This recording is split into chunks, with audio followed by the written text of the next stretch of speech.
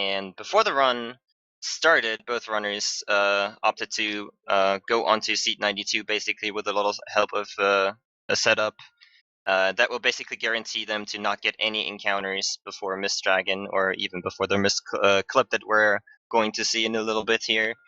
And from there, they are going to have to do, like I said, the Mist Clip, and from there they are going to try to hit a specific seed, but it's kind of difficult. I'm not even sure if they are actually going for that for a marathon. I don't know. There's I'm not. I'm gonna step route, but I'm not gonna know what seed I'm gonna get.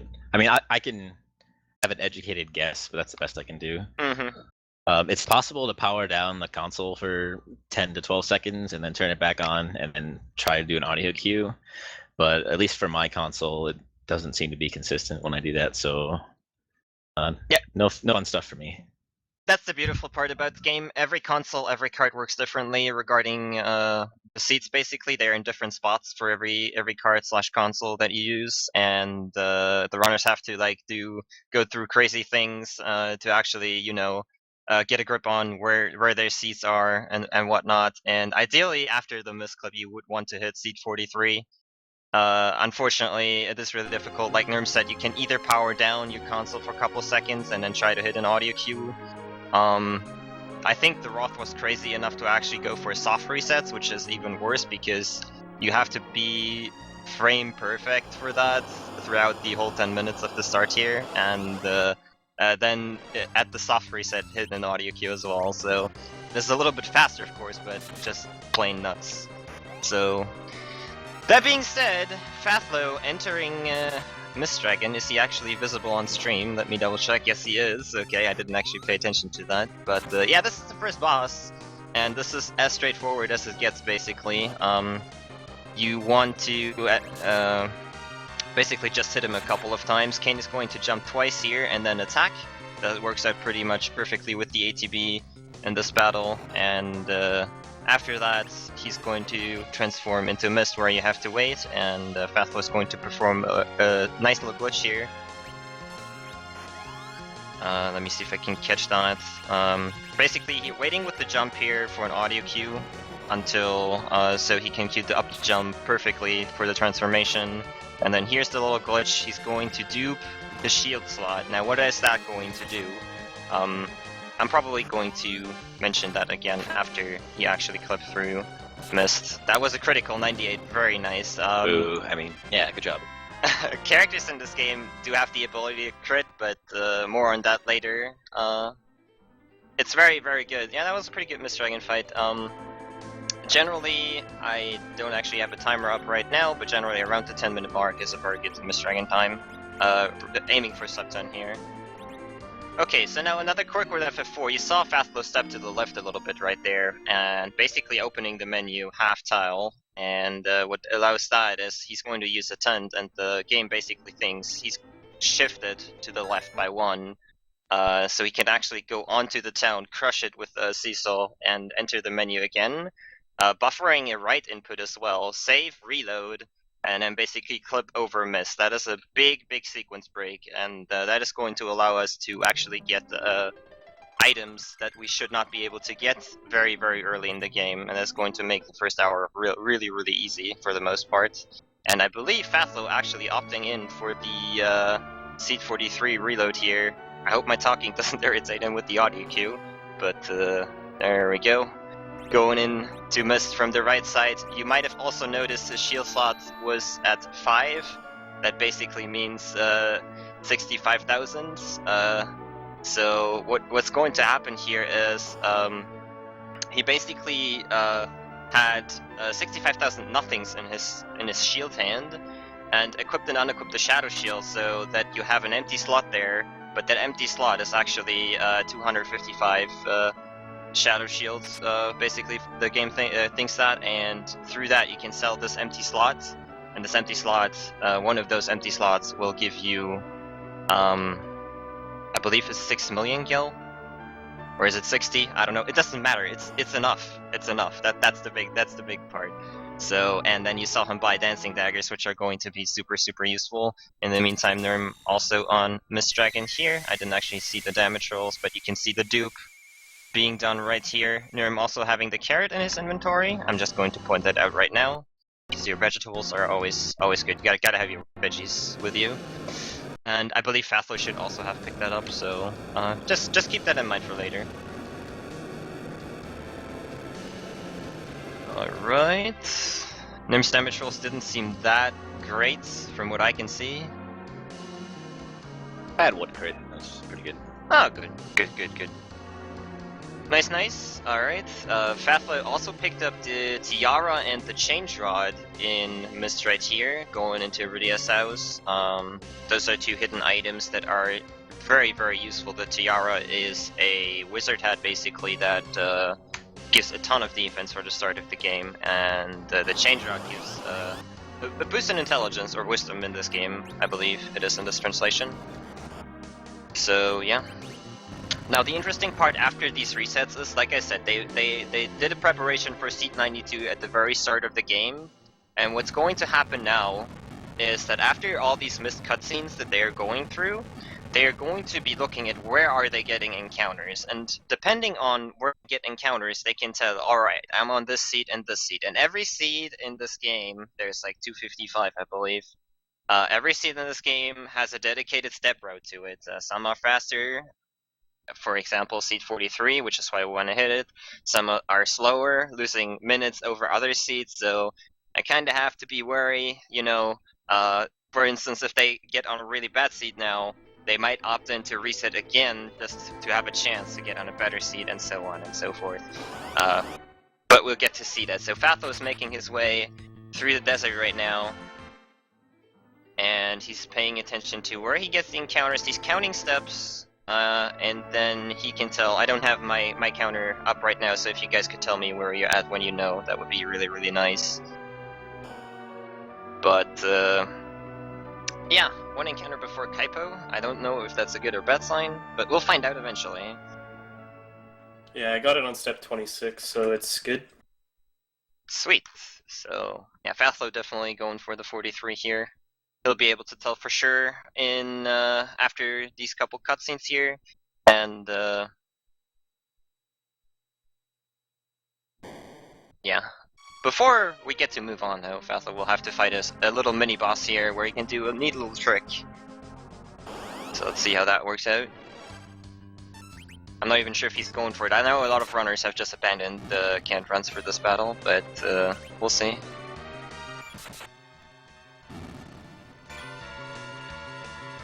Didn't actually see.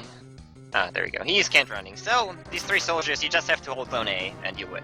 It's very, very nice and simple. However, you can do a neat little trick in this game, where you saw the canned runs right there from Fathlo, and if you do that, the ATB holds for a small second, and you gain a little ATB advantage over the enemy in some instances, and if you have good luck and do all the canned runs correctly, you will kill all the soldiers before they even get to go, but that's relatively rare. Even with perfect execution, if you have bad luck on the ATB rolls in this battle, they will still be able to go before you. But that's a nice little optimization. Canned runs are going to be a little more important later on in a couple fights, but yeah. You also saw Fathlo pausing in that battle there, and why would you pause after you attack? That doesn't really make sense. Well, I mentioned the 64 floor glitch, and the one instance where you can still bacon, and that is basically the related to the in-game timer. The in-game timer stops if you pause in battle, so that is why you will see probably both players at least pausing a little bit. I'm not sure. Back in the day when I used to run this, I basically paused for the first 30 minutes, and it worked out that, you know, the in-game timer was pretty okay after that, so no pausing after that. But we'll see. Both players definitely know where they are at. They have a good feel for it. So whenever you see that, it's part of the plan. Alright, so now the interesting thing for Fathlo is going to be, where is he going to get the encounters? He's going to be paying attention, and will then be able to tell us what seed he's actually on. 43. Oh, he hit 43! Alright, so he's on a best possible seed that you can get, faster than any other seed. I'm not even sure if it has the least encounters, actually, but yeah. Oh, and yeah, the beautiful thing about Final Fantasy IV, on Pathlo stream, we just had a surprise attack. There's actually manipulation for that as well. I'm not even. Are you using back attack manip? No, you're not. You can't. Yeah, I messed up. Certain seeds that are really good for runners have received even more dedication, basically, from myself, 086, who developed a back attack manipulation and for a couple of seeds, predominantly of course 43 because it's the best one. You can basically, with like holding down certain buttons before you get a battle, or first of all, moving frame perfectly is a given, but then, switching up characters that are displayed, like switching through your party and whatnot, on the map screen here, you can change the type of battle you're going to get into. Like, it's if you move frame perfectly from start to finish, basically, in these dungeons, you will always get the first battle is probably always going to be surprise attack if you move frame perfectly, the second one normal, and so on and so forth. If you know that prior to that, you can work around that and basically prevent back attacks for the most part. Back attacks are really, really nasty things in this game that can cost you up to 40 seconds in a really, really bad battle. At the start here, the encounters are not that terrible for time. It's still very annoying to get one, obviously, but yeah. So now, Pathlo made it to the tent room. And I'm not even sure how many extra steps C43 has, but we will see. Probably not that many because it's the fastest seed, but I've never personally gotten it, so. In the meantime, Neerrm also making his way into the waterfall cave here.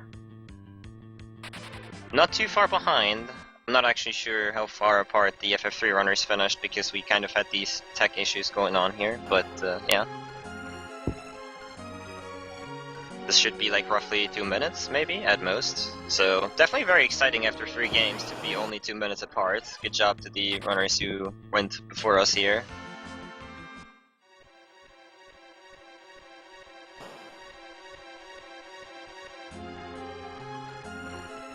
I'm on seed 106, which is one of the slower seeds. You are probably going to reset at Dempsey then? No, probably not. Playing it safe, okay. Neerrm is generally known for not playing it safe, but I understand. I understand. Let's see. Throw me under the bus. You are the one that always does crazy things. It's not me.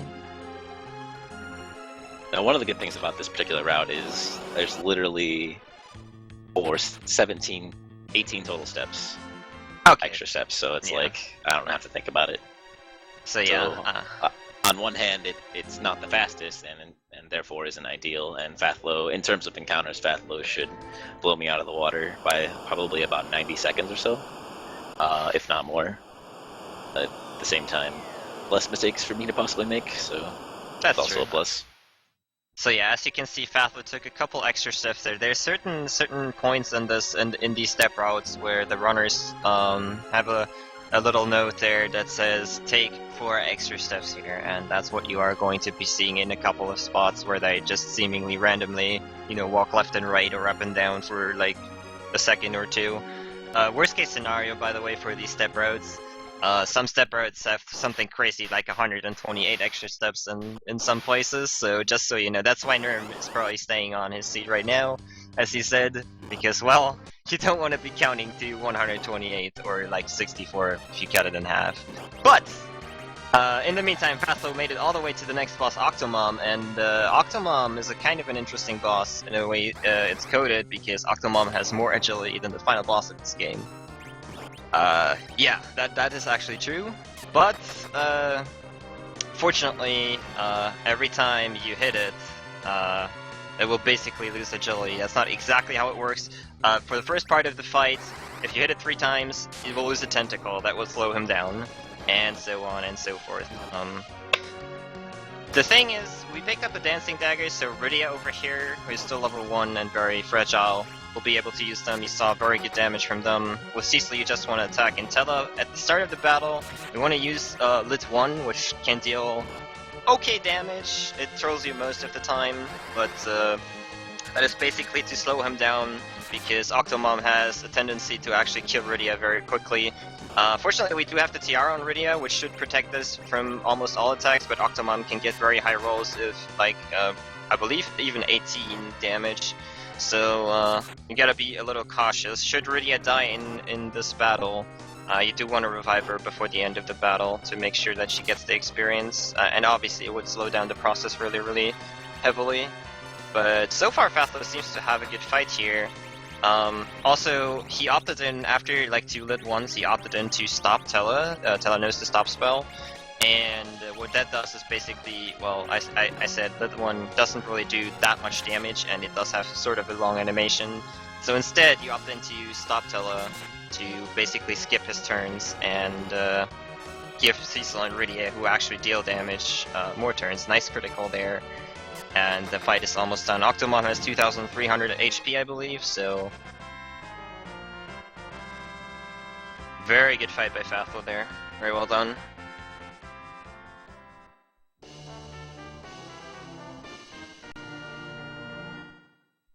Alright, and as Fatho finishes Octomom, our good friend Neerrm over here will enter Octomom. Let's see how lucky he gets. Remember, he absolutely do not want to get stomped with Rydia here. He's opting in to pause, and that was a good lit 1 roll at least. Like if Tella would deal 115 damage every time you cast lit 1, that would actually be the preferred option here, but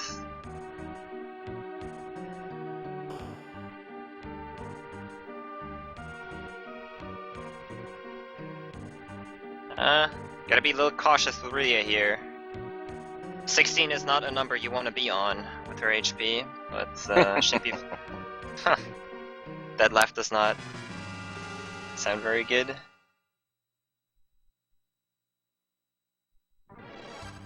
No, it is not a good thing. Uh-oh. And he stopped Tella already, too. This is not good. It's not like it's dangerous of game overing, but it's wasting a bunch of time. This is the worst case scenario because he just stopped Tella, basically, so he can't even live, and yeah, well.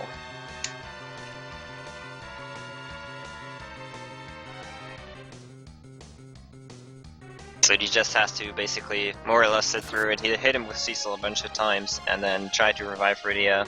When I say try to revive, yes, life can miss in this game. It's awesome. This is kind of in the danger zone-ish. You spoony bard, by the way, sorry. Alright, get the life off. And things should stabilize from here, more or less, hopefully. Yeah, I took it really safe. I didn't have to heal, but I decided. Yeah, you should have probably healed there for the best. For sure, for sure.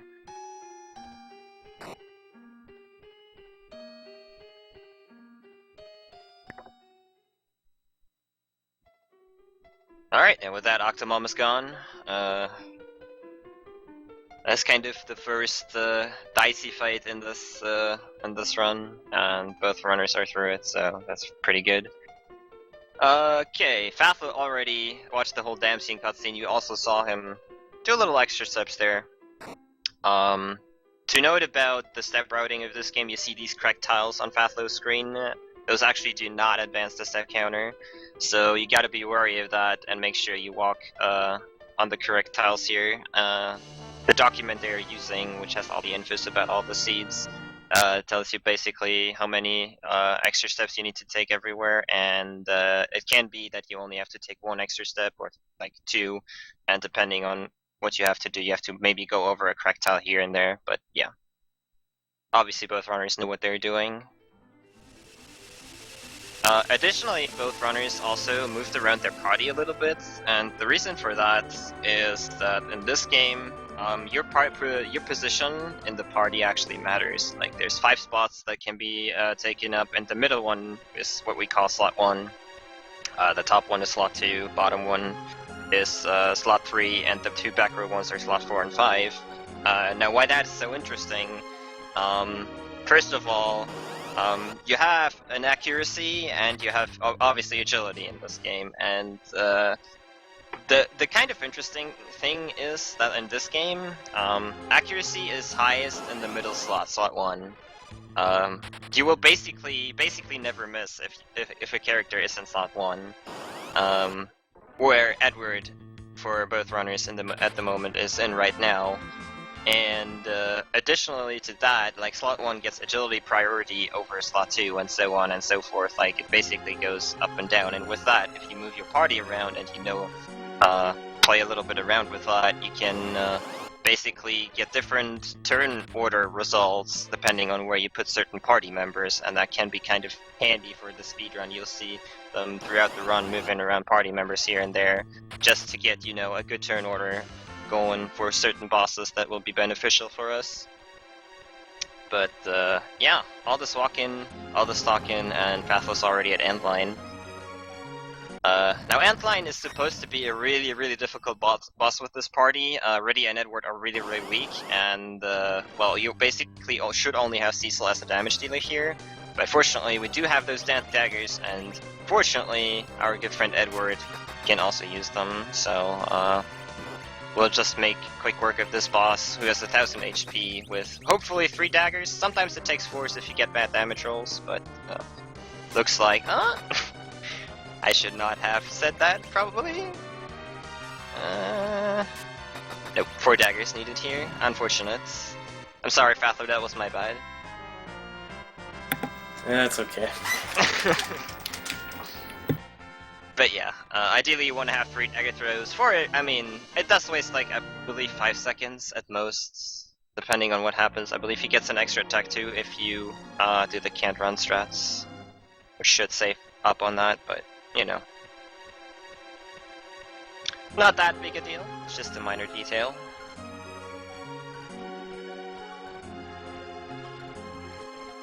Oh, the Dancing Dagger usage, by the way, it's a magic spell, actually. Like, you know, you use an item in battle, you would think, alright, it's classified as an item. No, the Dancing Dagger is actually a spell.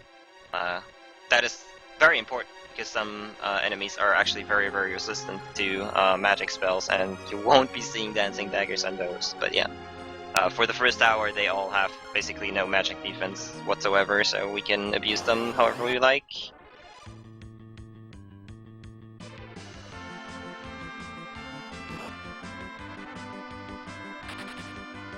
Nasty surprise attack there for Fatho, while Neerrm is making his way through the cave.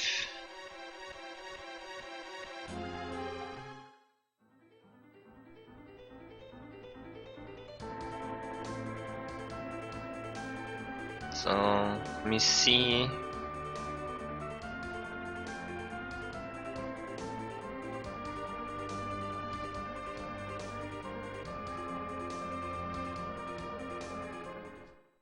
Alright, now we get to see how Neerrm will be doing on the Dancing Dagger throws here. He'll probably also go for the can't run at the start of the battle. Yeah.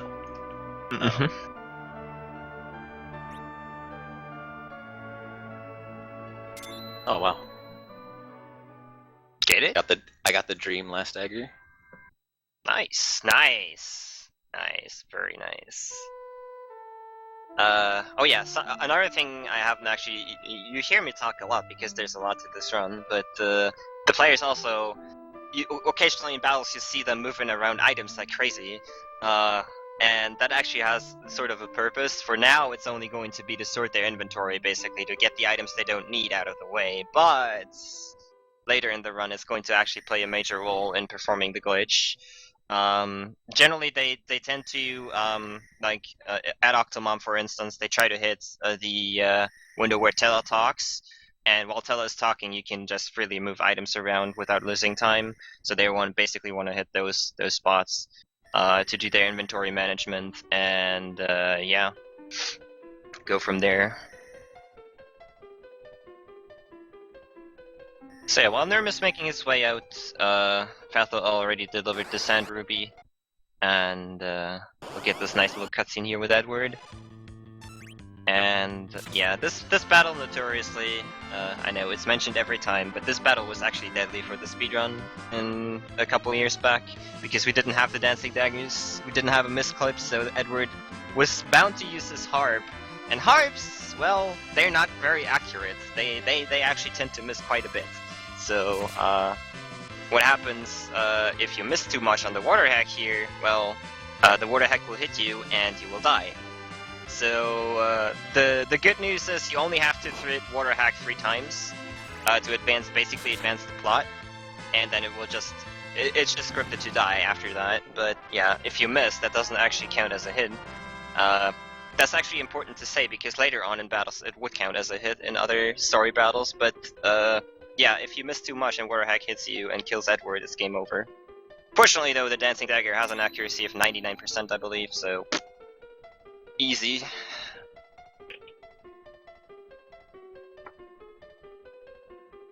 The really good part about this battle is that the water hack does give a decent amount of experience, and Edward will actually gain 2 levels here, so that is going to give him a little more HP, which is going to play a major role in about 10 minutes. And yeah, while Fatlo is making his way out, Neerrm is making his way in. That's kind of like how this run works right now. Oh, at the exit of Kaipo, I just noticed also, you'll see them not just go straight out.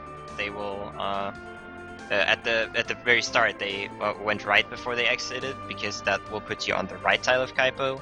And now Fatho exited to the left because his hovercraft was there, and it will put him directly left on the hovercraft. And yeah, with that, we are the ice blockade here. By the way, regarding misses with the dancing dagger, I think I've seen 2 in like all the FF4 runs I've ever watched on the water hack, and that's probably like roughly 1,500, and I'm not joking. I've actually watched this game that much. Neerrm also opting into pause here for the in-game timer. Knows he's a little bit behind because of the Octomom fight, so he's going to have to pause a little more probably.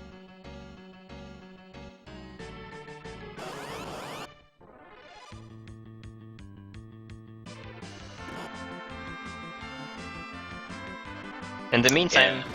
I was just gonna say, like, I have a rough idea of basically what a normal run, the amount of pausing I have to do. I have a rough idea of that, and then depending on how certain boss battles go, if I get trolled like I did against Octomom, then I can adjust the amount of pausing that I have to do.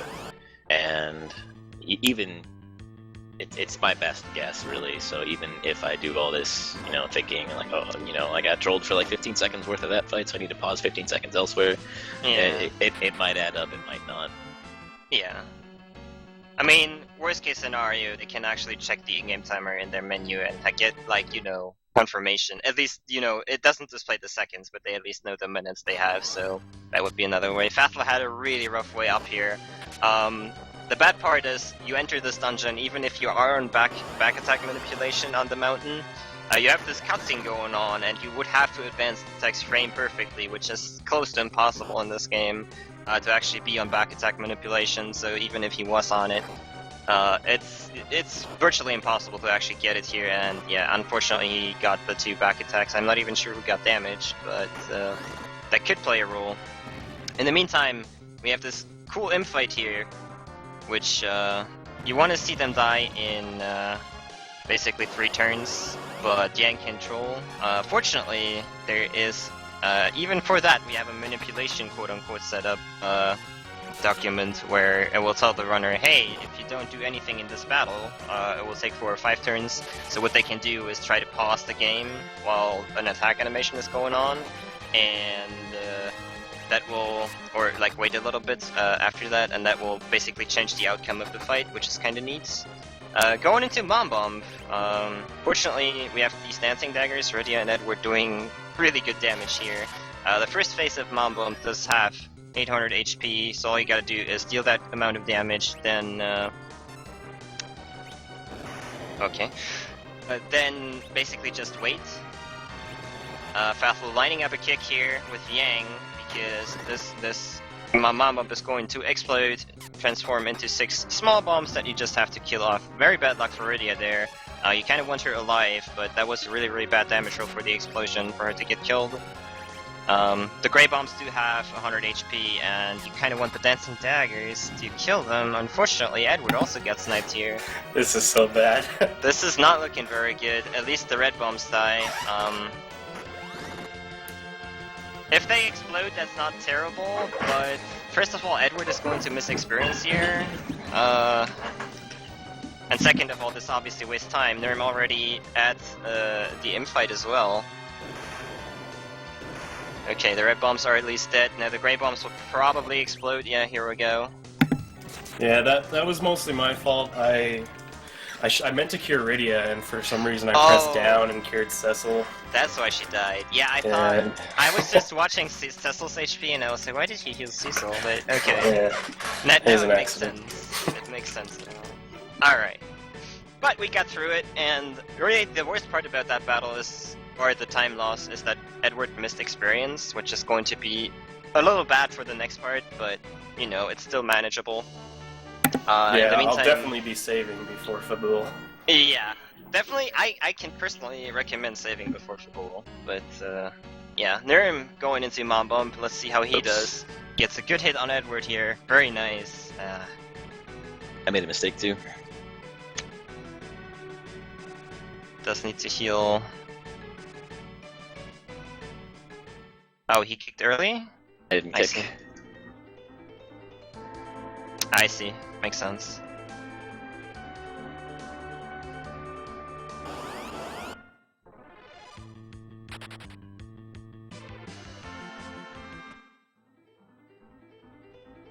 Ooh. Alright, the battle from here though for Neerrm should be smooth sailing, more or less. As you can see, the second Dancing Dagger does help out quite a bit. Rose's roll, by the way, if you get kicks on the bombs, I believe they have 50 or 60 HP, one of those two, and you want to snipe, with Rosa you want to aim on one of the red bombs that got damage for like 25 plus, basically, to guarantee that it dies. So yeah, that was actually a pretty decent fight, bar that one mistake.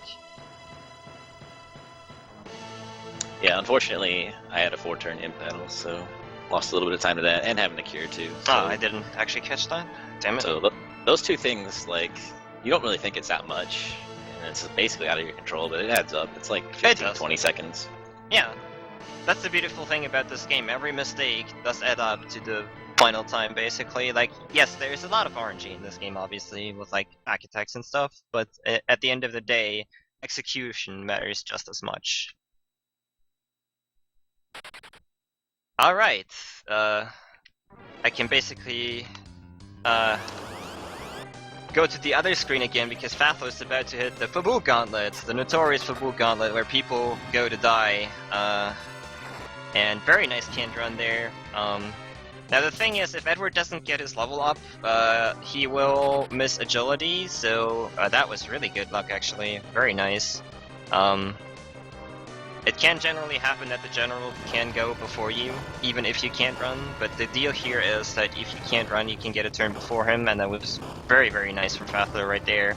And basically kill off everything before they go, which is very important because these soldiers, if they attack, they can pretty much more or less one-shot Edward, and if you get really unlucky, that can spell your doom for this gauntlet. Edward is going to be the main damage dealer here, and if you miss Edward, you might be in trouble, because the guys in front can take up to 90 damage as well, and you know that's like, I don't know, 4 hits. And it can snowball into disaster really quickly. So yeah, Fatho passed the first 2 fights here, going into the second soldier fight, which is going to be crucial, basically. He should be okay, though, for the most part. I forgot to save. Oh, no, don't do that to me right now.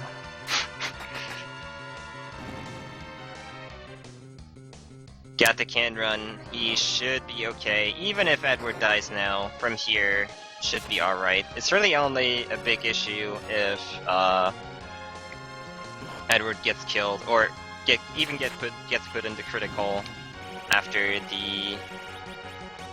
Ooh, he got a second attack off there, but after the first battle, that will basically make it very, very difficult for you to actually survive this gauntlet. Yeah, Fathos should be okay. Cecil got a little hit there, but should be alright. In the meantime, Neerrm also going through the first battle with a very, very favorable outcome here. He also has, as you notice, a little more HP on Edward, so he can technically get one shot. He can still get put into hide with one shot, which is actually even worse because that will waste time. And ATB, additionally. So if Edward is dead, you can at least, predict your ATB and, plan your actions ahead. But if Edward is in critical, he will auto-hide, and that will kind of mess up your thought process because he will get turns you basically can unhide or, just defend. And you do have to kind of factor that in, and that will actually end up losing you ATB over not having Edward, or over having Edward dead in that case. Alright, Neerrm through the second fight, Fathlo into the last fight, soldiers again hitting the Candron. Very nice. Okay, very good gauntlet here. Going to basically do the dupe trick that we saw earlier on Yang here with the claw. For reasons. Let's put that aside for now, but it's going to matter eventually. Keep it in mind, Neerrm is going to do the same thing probably. I would assume that both players take the safe route here and don't go for like crazy stuff. But yeah.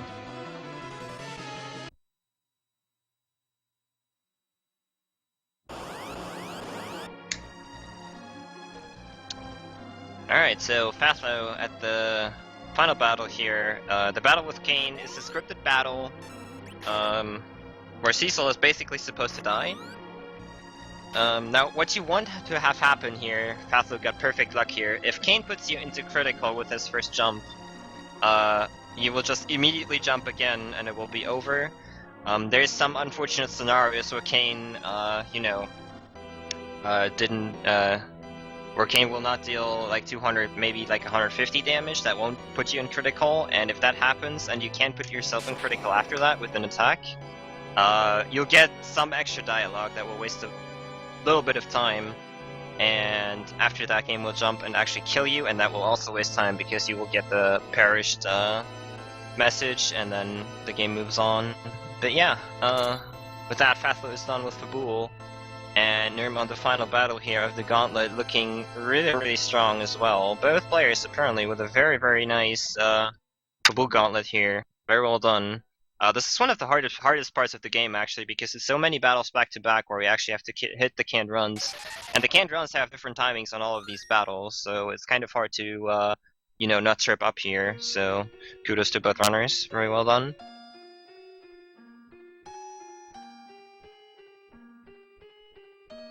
And they are really, really close right now. I think Neerrm closed the gap a little bit here over the last two bosses, basically. Okay, thank you, Cecil. Huh. I see. I should just stop talking, maybe. Yeah, I had a really good Fabul sequence. I had at least 2 fights where I had favorable ATB rolls, where the one guard fight where the guards didn't get any attacks off and it was an immediate retreat, and as well as one of the Weaver fights, they got no attacks off, and that's usually uncommon. So, favorable RNG for me. Alright. Yeah, it's very apparent that when I say bad things will happen.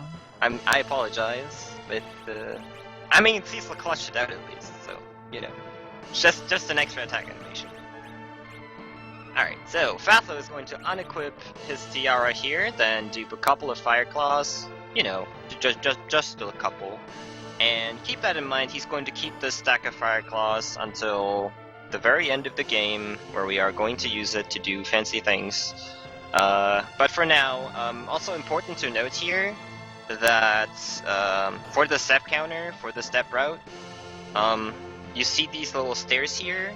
that Faflo walked on before he entered the cutscenes, they do actually not advance the step counter. There's the carpets that also don't advance the step counter, so they have to be really careful. They do have a number in documents that tells them how many extra steps they have to take, and they do have to be really careful to not take like a wrong step right or left here. Even though it might have been the same distance, if the tile does not advance the step counter, it could spell disaster, or you could make a misstep. So, yeah, but both runners are experienced enough to actually plan around that, I hope. Yeah, I almost took a misstep in the King's room, but I was able to step down and stay on the carpet. If I had walked all the way to the left, that would have advanced my step counter by 1, but yeah, that would have given me an extra encounter later. Yep. Alright. So now, Neerrm is going to do the same thing, duping his Fire Claws, unequipping the Tiara, probably, actually. I'm not even sure what the setup for, might actually go without Tiara, yep.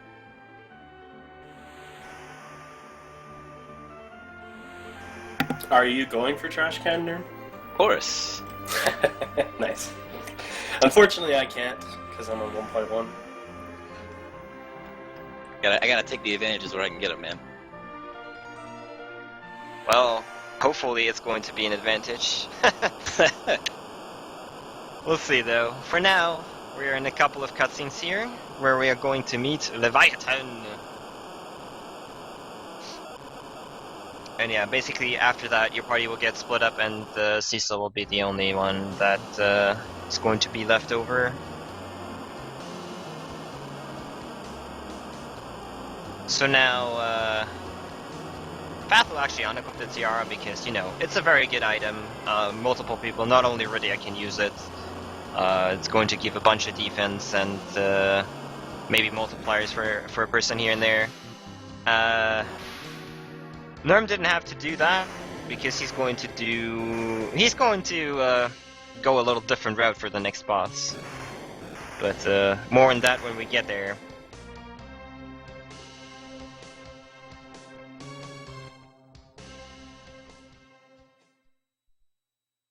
And yes, for those who are just tuning in, we already saw a world record in this relay in Final Fantasy II. Deln got world record by, I believe, roughly 4 minutes, I believe. So surely one of these two is going to world record in FF4, right? Yeah, surely. Sure. I think the guy with 43 is much more likely than the guy with 106. I will see. Sometimes it's just enough to not get back attacked, you know? Yeah, one example of step route 40, how much better 43 is compared to the one I have, is going, not at, well, my mountain is pretty bad, but like going to the Castle of Baron after that, I have 7 encounters and Fathlow's gonna get 1, so if I even manage to eke out any kind of a lead, it's gonna disappear instantly. Yep. Alright, so we saw Fathlu stocking up on gear there, but why did he buy that weird amount of you know, 6 of everything basically? I mean, I don't know. We might have to keep an eye on that. Not sure, but let me tell you, it's not for equipping purposes. Like some of it is, but not all of it, of course. It's basically more or less to manipulate your guild value. Well, manipulate, like keep track of it, like having it in a certain range, basically. While my cat is destroying everything I have here. Anyways, he's also going to stock up on items, obviously, because stuff like Tier 2s and heals and lice, and have you not, are going to be very important. He's already selling a couple of his Fire Claws. Basically, he was sick of them, so like he got rid of, I believe, 140. And that's not for the money. It's basically, they do want to have a certain amount of Fire Claws in their stack, in order for the glitch to do a specific thing later on.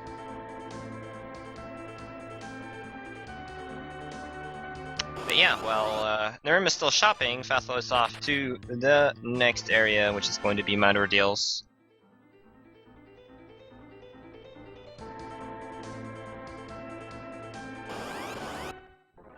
Now Fatho on the for the boss on Ordeals is going to use basically the classic way of beating him, just through sheer force. Going to try to blow through him. Palom gets sniped there by a zoo. That is kind of unfortunate. Not the biggest deal in the world, but he will have to heal that up on top of the mountain.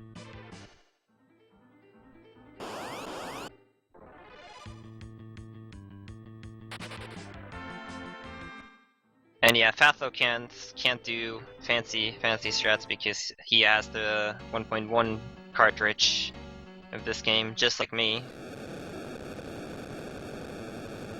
Never trash can club.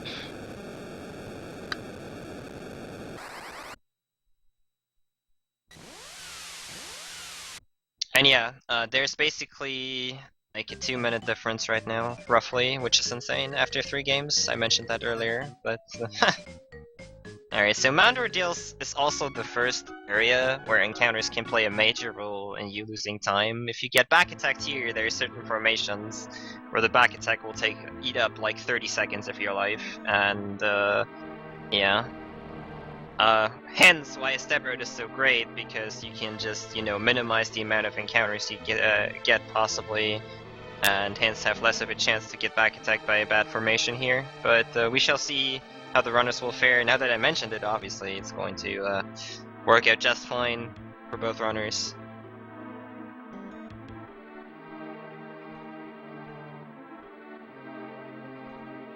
But yeah, as I mentioned, Fatho is going to just burst through the boss. Are you going to use Fire 2 or Twin? Twin. Okay, he's going to go with Twin strats. Classic way of beating them. Twin magic's super powerful. If you get flares, you deal a lot of damage. Do that a couple of times. The boss of this mountain will just, die eventually. Now Neerrm will use a kind of a different approach there. He doesn't believe in raw power, he wants to do it the healthy way. The healthy way, yeah. Vegetables are good for you, and that's why he picked up the carrot earlier. Now the carrot is an item in this game that summons something called a fat chocobo in certain areas where you can store your items, but that's not really important. The important thing is, we do have a trash can in our inventory. Are you going for both, by the way? Yeah. Oh, cool. Alright, so we have a trash can in our inventory, and we have the carrot now. Normally you can't use either of those in battle, like, they are just blocked out by the game, can't access them, can't use them. Why would you ever be able to do that in battle anyways? Now the key here is that every item has basically a corresponding spell value to it. Meaning, I always get this the wrong way around. Trash can has Fire 3 and carrot has Holy? Or White? Other way around. Other way around. Other way around. See, I always get this wrong. But anyways, they have strong spells attached to them. But how are we going to use it? Well, in the 1.0 version of this game, there's a little thing called the Mimic Glitch, which Neerrm pioneered, and he basically fleshed out the strategy that we're about to witness at the boss of this game, at the boss of this mountain. Yeah. So this upcoming strat is not consistent in the slightest. So it is definitely become a pain point of just about any run you do. Milon basically becomes the gatekeeper if you're on PB pace, and because it's reliant on RNG in a number of different ways, and it's also very hard to execute. But if it goes ideally, it's so much faster. But if it doesn't, it can go downhill very quickly. Are you saving before the boss? I saved at the bottom of the mountain. Okay, so he didn't have a step rep prepared for a save at the top of the mountain. So hopefully things are at least going alright.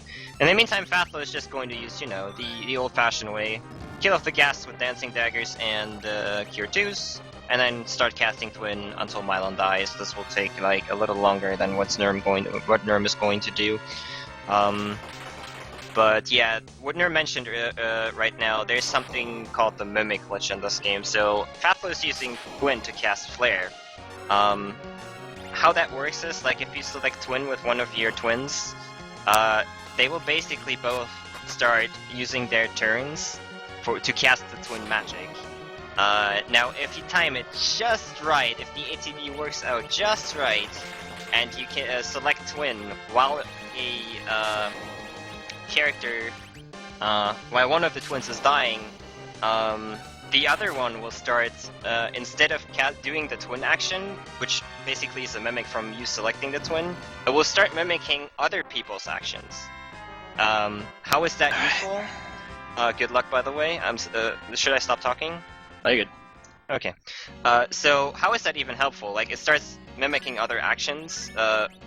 Well, the thing is that you can use items like your twos and heals and lives in battle. And what's going to happen is he's going to set up the mimic glitch right here, which is a very, very specific setup.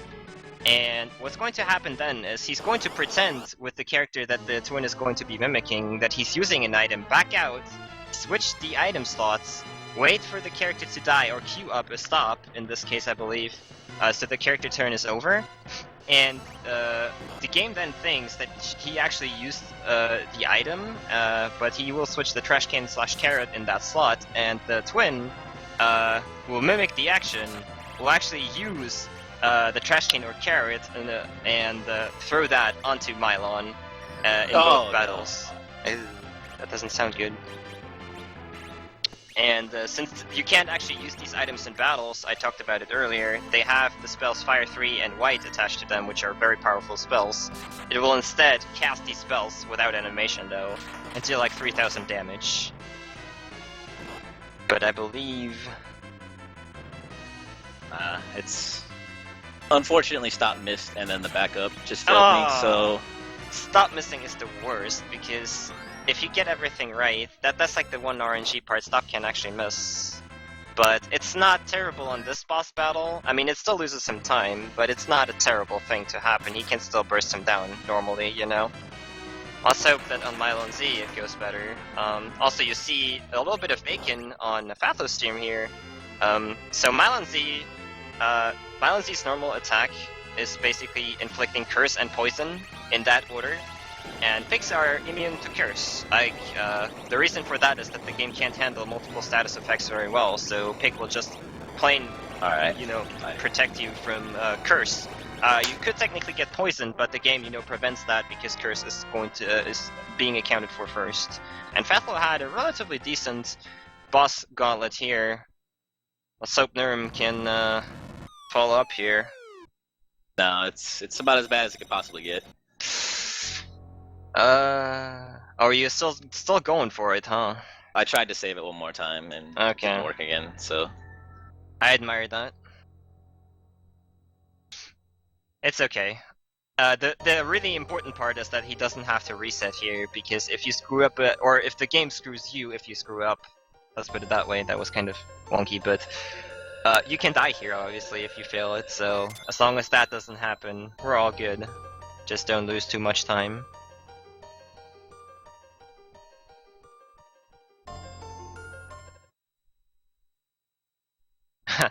Nice comment. Yep. Alright, so while Neerrm is taking down Milon here, Fatho, Cecil, has to confront himself, doing what true paladins do, throwing daggers at their images. Now, this Dark Knight only has 1000 HP, so it takes anywhere from 3 to 5 daggers to kill it. Normally you're supposed to just wait here, and, do paladin things. If you don't, you normally get a message that you shouldn't attack and whatnot, but, you can just kill this guy. No problem.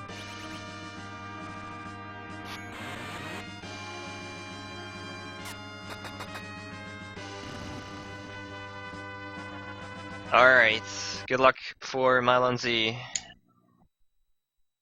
Thanks.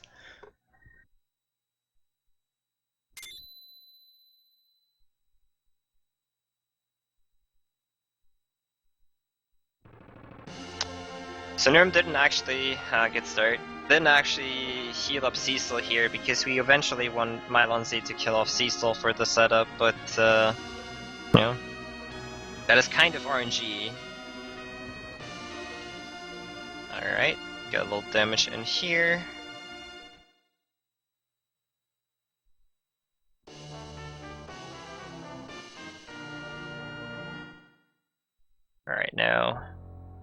I'm not actually sure if this is going to work out. Oh my god.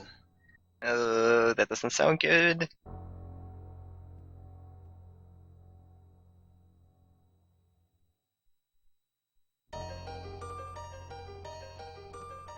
What's funny is I would have had it twice had I I'd been expecting it.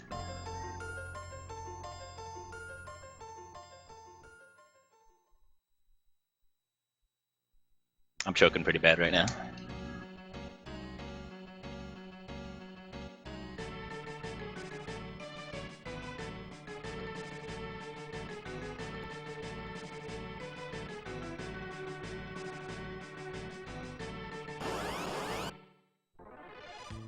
I gotta play it safe.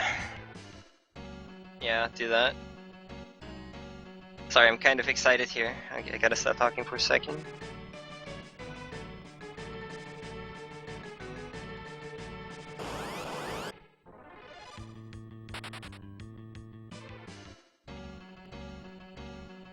Jerk.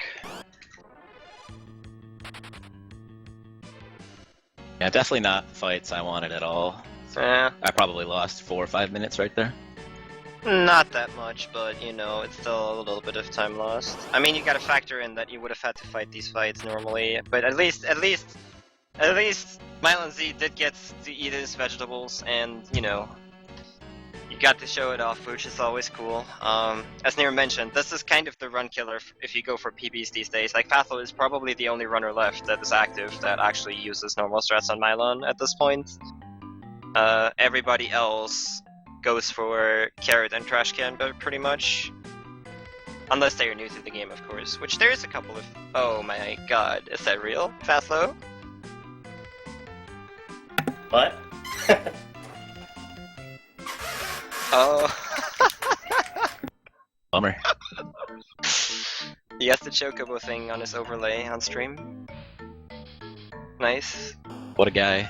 Who would do that? I don't know. But what you saw there is basically a picture. Now, the 64 door glitch, there's a lot of other things that actually, you know, make it success, or guarantee its success. What you saw there was a picture. Now, the Chocobo, after you dismount it in front of Mysidia, it will move into a random direction and exit the screen at a random spot. Not sure if that is legal or not. I did it myself as well in my runs, but whatever. This picture will basically tell you, and you can basically see, if the Chocobo exits into a red zone, you do have to do that. You have to get another Chocobo and basically wait until he exits in a not a red zone. So yeah, as long as the Chocobo doesn't enter one of those red zones when you dismounted it, it's going to be alright. That is very important for the glitch to actually work, otherwise he would just bacon at the end. Or actually, it's at the start, more or less, of the glitch, but yeah.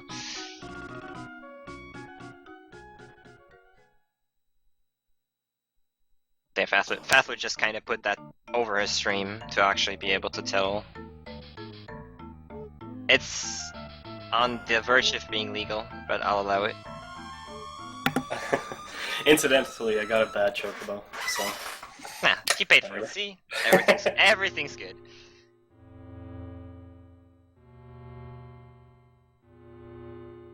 But yeah. Yeah, Neerrm did lose a little bit of time here. Probably only about 2 minutes, which, for what those fights were, like, the trollage, it's kind of okay. Yeah, by my splits it was 4.5. So... Yeah, I mean, you gotta factor in that Fatho did the normal strats, yeah. So they are a little bit slower by default, so there's that. But yeah, while Neerrm is making his way down with Mount Ordeals, Fatho will have a little reunion here with our good friend Yang, and there we go. First of all, we have to fight these 2 guards, which are easily disposed of with 2 dancing daggers here. Should the guards kill Palin for whatever reason, you can still virus with Tella really quickly, and that will work out just fine. And then you'll have to fight Yang, and this is another story battle, and incidentally, earlier I mentioned that missing with Edward on the water hag does not count as a hit. Here, if you miss Yang, it still counts as a hit, so you have to wait for 2 messages here, and then hit Yang with Cecil, very important. And even if you miss, it will just advance, basically. And a little inventory management there. See, miss, and it still counts, so, yeah. I believe 4 days ago, Neerrm did something really crazy in this battle as well. Like you saw the carrots strats for Milon Z. You can also give Yang vegetables. It's unfortunately a little bit slower, but it's definitely very, very cool to see Yang dissolve in this battle if you give him his veggies. It kind of requires a setup on the guards beforehand, which is why it's slower. So, yeah. But it's definitely a very nice thing to do. Neerrm is also doing the same thing. I see. I see! Alright. You can see the borders there. Generally, you want your Chocobo exiting to the left because we have less red zones, basically. But yeah. Fortunately, mine was just barely good. Barely good. Awesome. But yeah, like, I don't know. I think we just kind of accepted the fact that we can do that. Even though it's technically a gray zone, I think the community is just like, yeah, it's cool. I don't even know who started doing that, but... What's funny is I had never had set it up until today. And I was like, I really don't want to deal with that today. I'm just gonna make an overlay real quick. That's cool. Alright, so Fatho at a very crucial point here. He's got to do some specific shopping. First of all, we want Headband and Karates because they will give us a little bit of attack power on characters. And now, we're going to buy very specific items here. You see the stacks of Cure Rods. 13, then 58 ice, 68 fire, and off we go. The reason for that is it's all set up for the glitch later on. It's all set up for the glitch. I think the first person to do the Chocobo overlay was Kata. I'm pretty sure. Probably, but I mean, I don't know. Alright, the most important point of this game is hitting this palette swap. I'm resetting. Kind of a bad back attack for Fatho there with the 6 enemies. That's going to definitely cost a little bit of time there. There's worse in this underground passage though. There's definitely worse than those. Like those fish only attack once, which you know it's fine. But then there's crocodiles and alligators here, which are kind of nasty. The thing that really sucks about that surprise is I'm only gonna get those 2 encounters in this cave. So it's like, come on. Oh.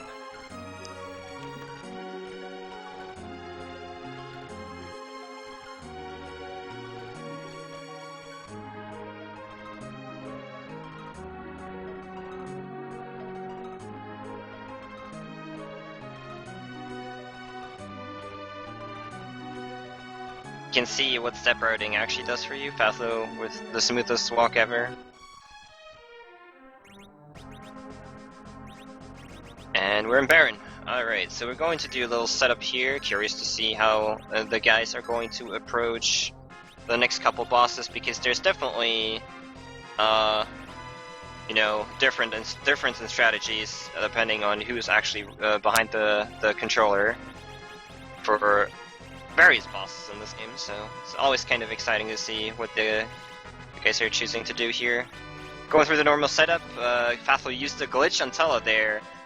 Tella got all his spells back that he once knew at Mount Ordeals after you defeat the Dark Knight, and hence he has the most powerful spells in this game, including Medio. Now Medio costs 99 MP, and Tella will always only have a max HP, max MP of 90, so you should never be able to actually cast Medio in this game.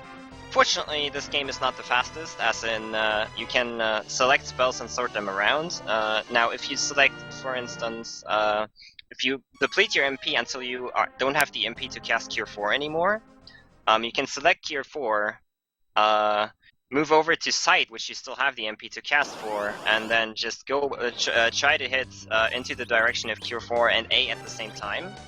And instead of locking you out, it will actually allow you to cast Cure 4 even though you don't have the MP for it, and that way you can underflow your magic points. So in battle, you basically have infinity magic points now, making Tella able to cast Meteo, which is a very, very, very good thing, because that will shorten a lot of boss battles by a bunch of time. Otherwise, bosses like Baigan here, for instance, would be a huge, huge pain.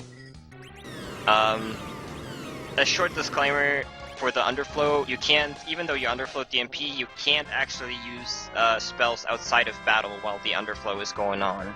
So the game outside of battle still thinks that you don't have MP, but in battle it thinks you have a ton of MP. So kind of neat how that works out for us. But if he wants to cast Exit now at some point, which he will eventually, he will have to use an Ether to fill up his MP back again in order to do that. Neerrm doing the shopping right now, and it's going to be actually quite interesting to see his underground passage, because I believe you said you had 7 encounters there? I believe that is correct. That's not going to be fun. Alright. So, Fatho on the next boss, Kazo, and we're basically hoping that our good friend Tella over here does not sleep on his spell power. Kainazo has 4000 HP, so dealing a bit of damage with Cecil and Yang here, you should probably hit a Lit 3 that will do roughly 3600 damage to guarantee a one-hit. If that doesn't happen, which sometimes it does, I believe 3200 is the lowest damage roll you can get here. 3-7, that's okay. Unfortunately, he had to heal with Yang there to make sure that Tella lives. Yeah, I was about to say that. Yeah, I had to heal right at the start to make sure Tella would survive, and then damage sucked from Cecil. Yeah, so he got kind of unlucky there with the way the battle worked out. Overall, not a big deal. He got one fast and 2 additional attacks, which is like roughly 15 seconds, but you know, it's all time that could have been. Oh dear, Neerrm. Oh dear. Yeah, the unfortunate thing too is I normally set up the bottom half of my item setup for the glitch later when Kainazo dies, and I couldn't do that because I didn't have a menu. Mm-hmm. So I'll probably lose time later because of that. Yeah, Neerrm definitely losing time right now. You saw on Neerrm's screen the worst back attack you can get in the passage with the alligator, crocodile, and the 3 shells. And even if you get this attack normally, as you see, you know, the alligators might just go and attack you twice, which wastes a bunch of time. And, well, this is why you don't want to have 7 encounters down here. Dear God. And you are only getting those.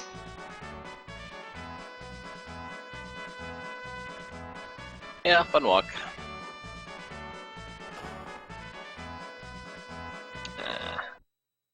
Oh, I also realized I forgot to equip the Legend Sword in that fight, so that probably didn't help my damage there. Yeah, the Dancing Dagger doesn't really do that much damage. It's not too bad, but the Legend Sword is slightly better, and you have to equip it for the next boss anyway, so, you know.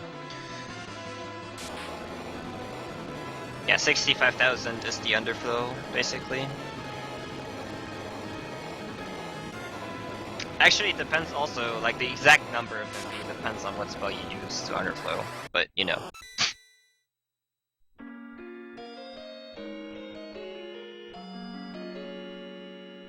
Palom. Shoot. Buried my silver rings. Alright. So you see the mess if you pay attention. That is the inventory right now, but they will sort all that out during the boss fights. Fathel mentioned he missed a little bit of menuing on this boss, but we will have more bosses where they will have a little bit of time to sort out their inventory in a very specific order. I just hope that my good friend Neerrm will actually be able to explain how exactly the glitch works, because I mean I know the basics, but there's so much so much detail to it that hopefully he can help me out there a little bit. Which glitch? The 64 door glitch, like how exactly the item setup works. Like you know exactly which room is going to with the claws and stuff. I don't. I just have a rough idea of that. Okay. I will be sure to do that.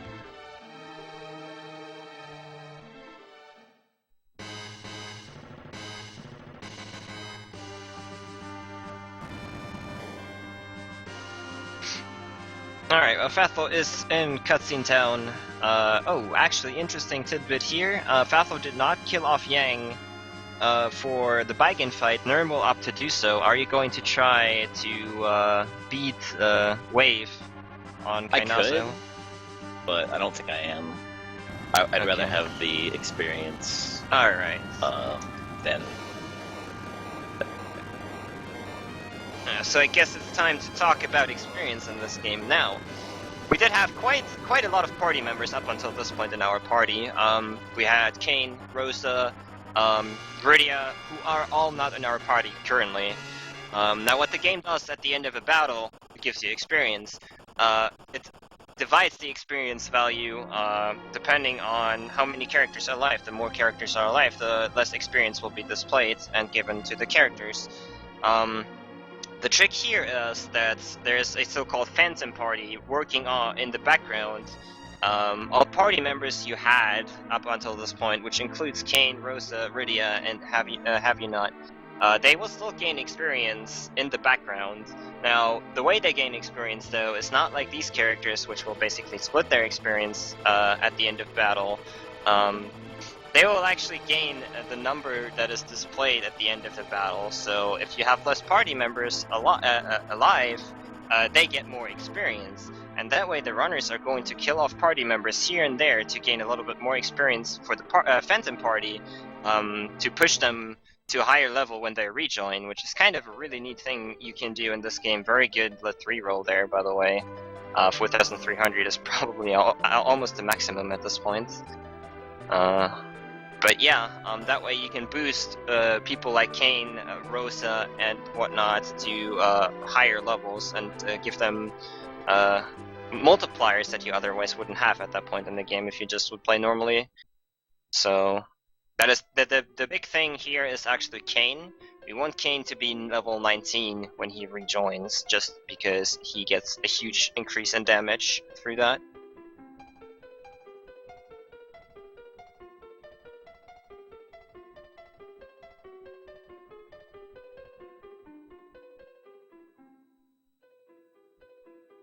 Alright, and both players are in cutscenes right now. Did you get the MLG landing, Fathlo? I didn't actually see that. No. I zigzagged like 20 times and then stopped and then landed. Alright, you can see Fathlo is going to have to use an Ether here, and then he can cast Exit, because otherwise the game wouldn't let him do it. But yeah, we won't be needing Medio in the next few minutes, so that's okay. Spoiler alert, Kain rejoins, yes. Sorry, I had to spoiler that, but, you know.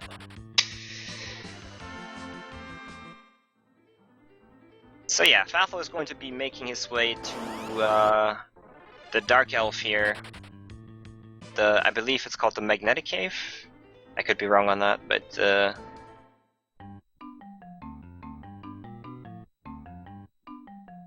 in order to get there, we do have to catch a black chocobo here, which some runners actually abandon the step route here, because if you save and reset, you can actually manipulate, or you actually know how the chocobos move and catch it quickly, but, you know, Fathlo did not save and reset, so we're just going in raw with the safety save here.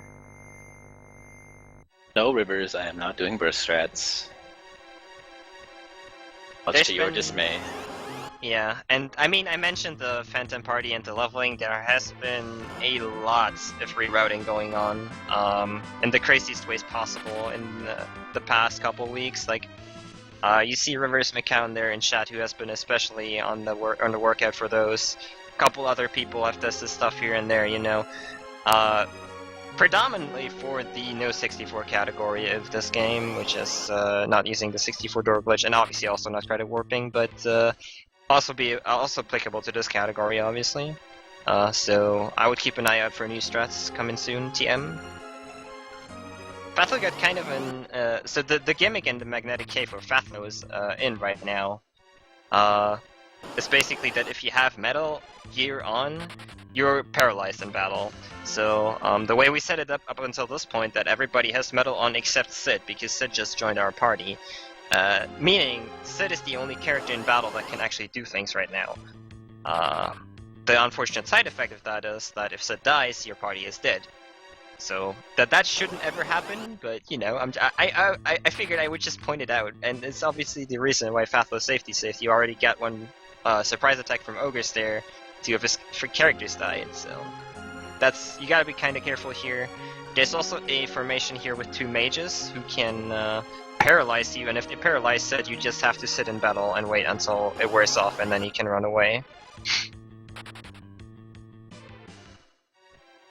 Yeah, so far it's not looking too bad of a cave. The surprise attack was obviously not ideal, but looks like it's going relatively smoothly here.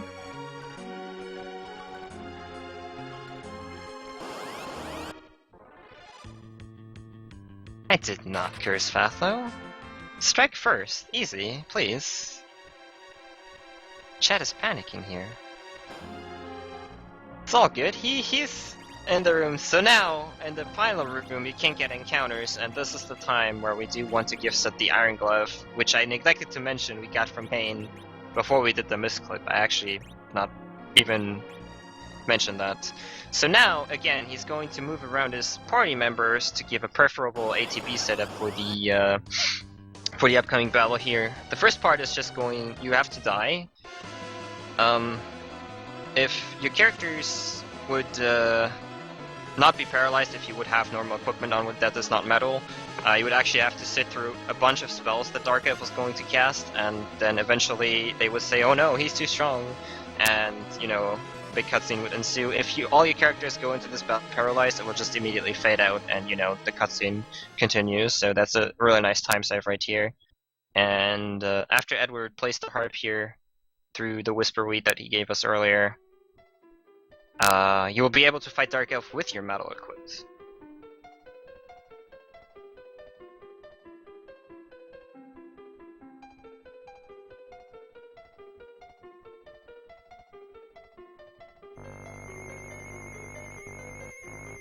Alright, so what Fathlo's going to try to do here at the start of the battle is getting a canned runoff with Cecil to guarantee to input Yang's command, and that way the ATB will be set up perfectly for this battle. Let's see how it goes.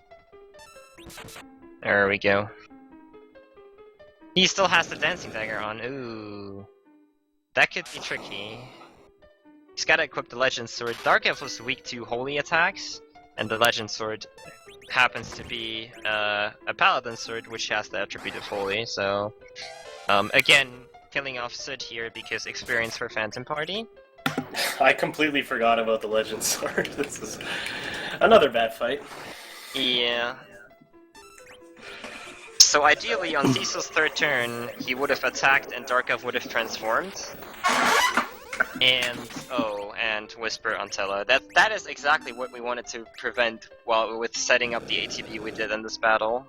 If Tella gets Whispered, you have to heal him because Tella is going to be very important for the second phase of Dark Elf. The second phase is actually vulnerable to weak, which puts you into single-digit HP, making the boss trivial.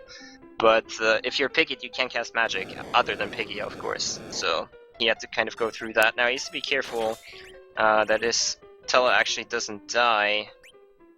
Okay, we change. That was pretty funny. Okay. On the bright side, Yang has a freebie with the floor that gives the Phantom Party more experience. Fathlo does need a little more experience by default because he used Twin Threats on Milon, which effectively gave the Phantom Party less experience than, for instance, Neerrm, who used Trash Can and had less party members alive at the end of Milon. So that's actually a good thing here, that Yang actually died immediately there. But yeah. So far so good. A little rough, but you know, it worked out.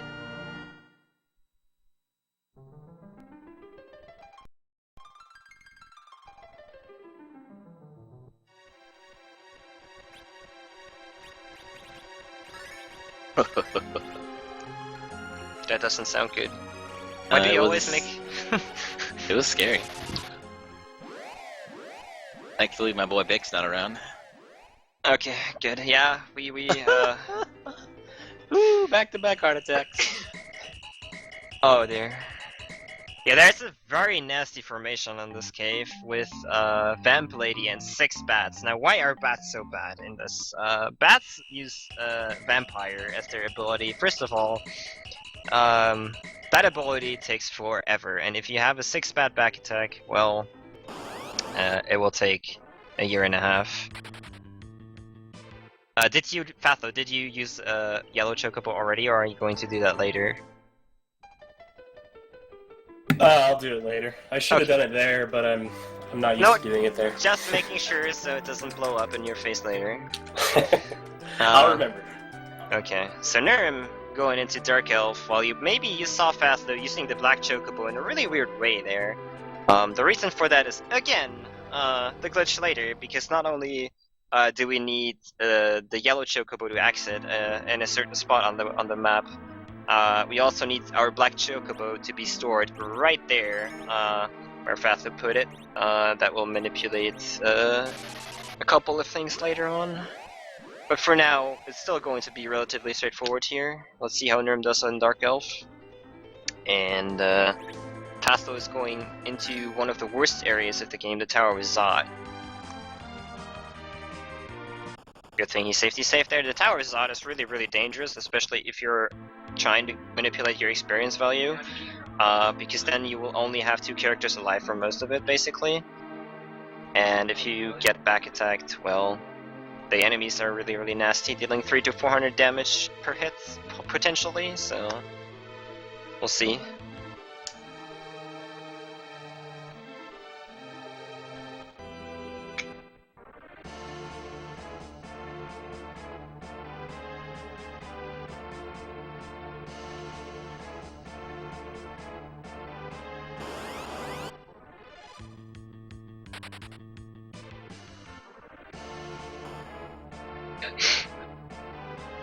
Alright.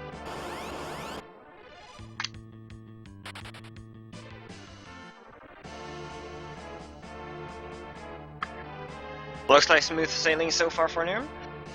He does have the Legend Sword on as well, so should be no trouble there.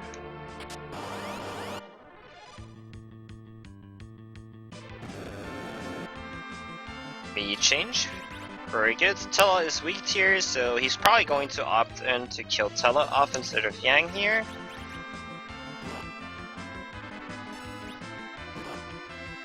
Or he's just going... Okay. One of the benefits of having 2 people alive at Baigan was if something like that happened. He did, exactly. That was what I was about to say. Like, he doesn't need to. Dark Elf does give a lot of experience, but since he had more characters dead earlier in boss battles, he doesn't need to get as much experience here than Fatho did.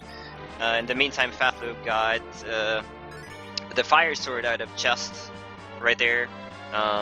With the Flame Dog. The Flame Dog is actually kind of a dangerous enemy if you're not quick enough. One Ice 2 will take care of him, but Tella is really slow, so and you want to protect Tella immediately in that battle. If Tella dies, you basically die, so yeah. Always kind of a tricky battle. If you make one wrong input, it could be over, but Fatho got through just fine.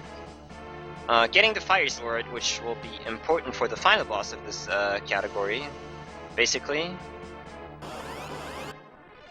Also giving a small increase in damage for Kain and Cecil, obviously, but yeah, and he did also underflow his MP again on Tella, so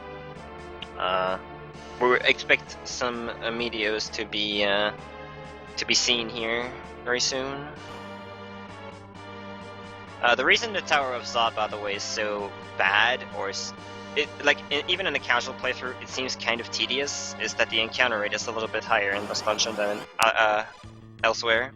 So you'll naturally get a little more encounters here than in any other place probably in the game. There's a couple places that have the same encounter rate and then the Tower of Zot, but for the most part, this is one of the dungeons where the encounter rate is highest.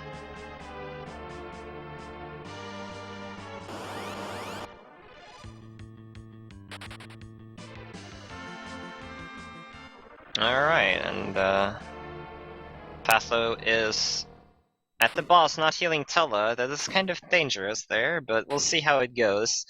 So now, the Magus sisters are actually a super annoying fight if you play this casually, because Sendy will revive the 2 who don't have a lot of HP if you kill them with life 2. Really nasty, you have to basically kill them all 3 at the same time. Fortunately, though, we do have Medio for the speedrun. Oh, that's hard. Okay, but yeah, the downside of Medio is, and Tela using it, the Tela is slow and casting Medio takes a long time. So you do have to sustain Tela, who can get hit by the spells they are bouncing off Cindy here. But no harm done. Probably also starting his Fire Sword dupe right there. Yeah, he did. And should work it on. Nice and easy. Alright. You do want to dupe the Fire Sword, by the way, just so Cecil and Kain can have one. It's a unique weapon, but... well, it's not unique, but unique for now. Let's put it that way. And, yeah, you do want to have 2 of those just to guarantee good damage rolls on an upcoming boss. Alright, so Fathel entering the dreaded cutscenes. If you're a Tela fan, you should look away for the next 2 minutes. Interesting tidbit to this cutscene fight though, if you know you're bad on your in-game timer, you can still use the pause manipulation right here, so pause in battle to stop in-game time. It's still viable here. Meantime, Neerrm got the Fire Sword himself. Not too far behind. It's probably roughly 3 minutes at this point, which is... I mean, they started with roughly a 2-minute difference, so that's pretty good, pretty good.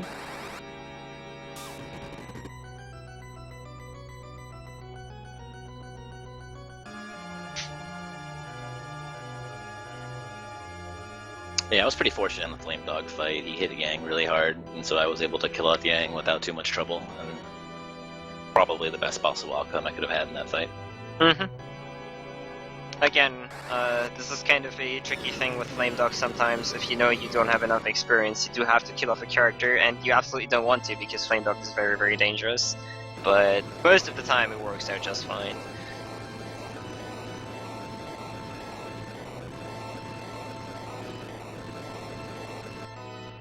Alright, so on Pathlo's screen, Tela uses the last of his energy to cast Medio. Again, after he already casted it like 3 times or whatever. 2 times. A 3rd time. It's lethal. Rest in peace, Tela.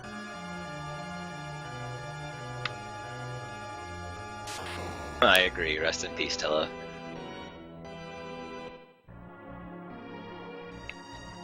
Don't tell me you gotta back up. I see. This is what I've been talking about. With this tower, like the enemies being nasty, they can deal up to 200 to 300 damage. Now Cecil, as a paladin, has innate the ability to cover people who are in critical HP. However, these enemies tend to just, 1 or 2 shot the characters anyway, so normally they don't really get into critical HP. Additionally, the setup with the party setup right now is laid out so that if you get a back attack, Tela and Cecil are in the front row, which is the one downside to this. Otherwise, it works out greatly, and it does help in the boss fights that are, or the bosses we fight along the way here, but yeah. Alright, so losing a little bit of time there on Neerrm's side with that, but, doing extra heals and whatnot, but it's all good. Same battle here, straightforward. Cecil got hit with the first spell, but now he can basically do a little bit of inventory management and start the Fire Sword dupe as well. Unless he actually did it already. Yeah, I've done it already. Ah, easy. That's another thing that certain runners do differently, like where they dupe their items and whatnot, It's another nice thing about this game is that you have a lot of free room in battles to do inventory management and duping. So it really comes down to a preference, really, for the most part anyways.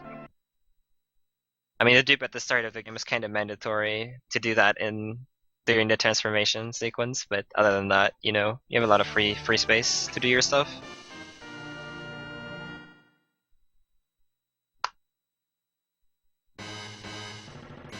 Alright, so Neerrm entering the cutscenes and Fathlo preparing for the next boss battle, which is actually one of the most execution-heavy ones in this run.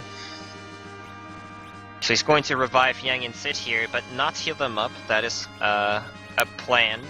Now you can see we have Kain level 19, which is going to give him additional damage. He's going to equip the Fire Sword, Headband, and Karate to get a little extra damage, getting a multiplier with that. And then we're off to Valvalis. Now this battle,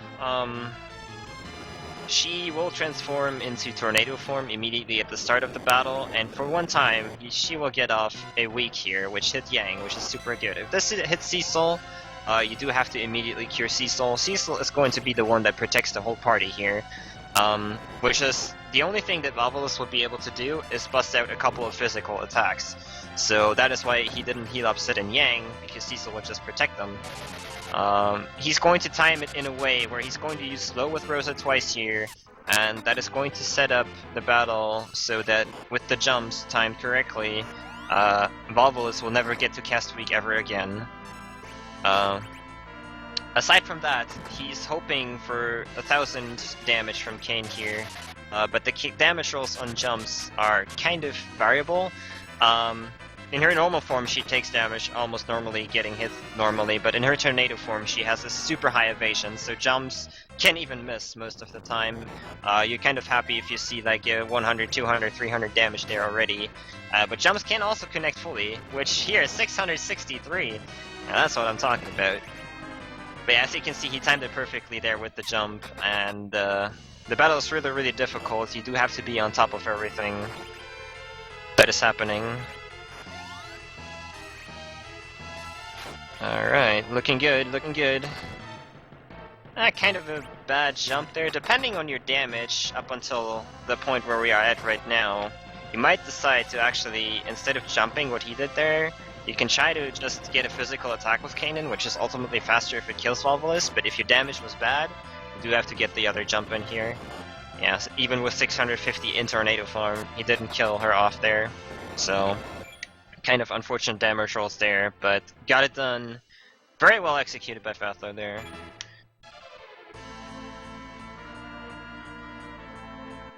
Time to check how Neerrm will do. I haven't had a good Valvalis fight in a very long time, so you can keep watching cutscenes on Fathlo's stream.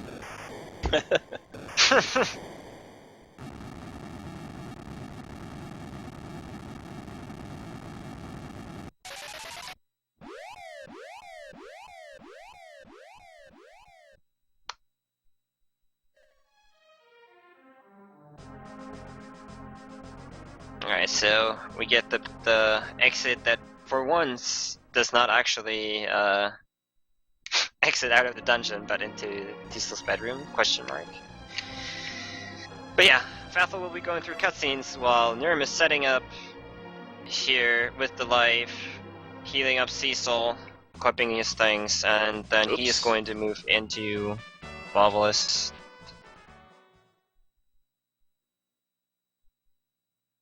There's a palette swap. Yay!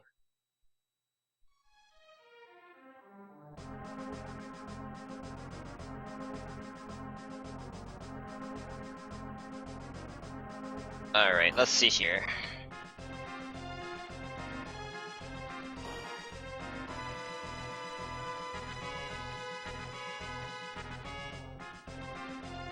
Alright, Belle's starting out well. Rosa got weak, which is perfectly fine. The Ray attack, by the way, inflicts gradual petrification, so after a short while, the character will be completely petrified, hence, you know, basically dead, but that's not really important. You should, if you get hit by that, you should end Belle before gradual petrification actually petrifies your character. So far it's looking pretty good here on Neerrm's side. Damage has been okay, not great, but I hear an ooh. That sounds like a good thing.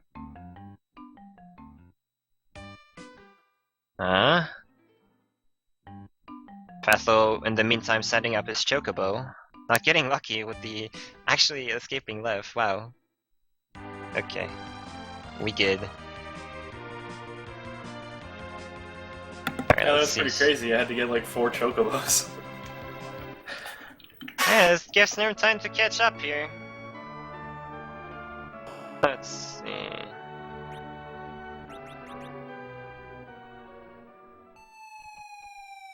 92 from Yang. That's not what you want to see, man.